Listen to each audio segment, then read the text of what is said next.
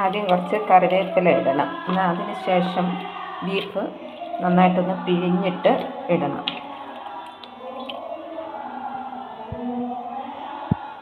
Beef ഇട്ടതിന് ശേഷം കുറച്ച് ഗാർലിക് പേസ്റ്റ് ഇടുക. അതിനുശേഷം മഞ്ഞൾപ്പൊടി, കല്ലുപ്പ് ഇതെല്ലാം ഇട്ട് നന്നായിട്ട് ഇളക്കിയെടുക്കുക. പെരിഞ്ചീരകവും വെളുത്തുള്ളിയും ഇഞ്ചിയും കൂടെ നന്നായിട്ട് പേസ്റ്റ് ആക്കിയിട്ട് വേണം 5 വിസിൽ വരുന്നവരെ വേവിക്കുക.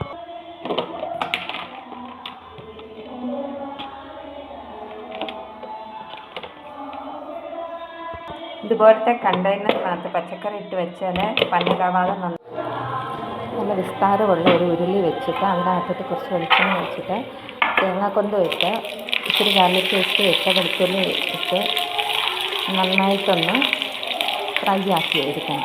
അതിന് ശേഷം സവാളയുള്ളിയും പച്ചമുളകും കൂടെ ഇട്ട് ഇച്ചിരി ഉപ്പും കൂടി ഇട്ട് നന്നായിട്ടൊന്ന് വഴറ്റിയിട്ട് തക്കാളിപ്പഴം കൂടി ഇട്ട് നന്നായിട്ടൊന്ന് ഒരു കുഴമ്പ് പരുവത്തിലാക്കി എടുക്കണം. അതിന് ശേഷം മല്ലിപ്പൊടി, മുളക് പൊടിയും കൂടി ഇട്ട് നന്നായിട്ടൊന്ന് ഫ്രൈ ആക്കിയിട്ട്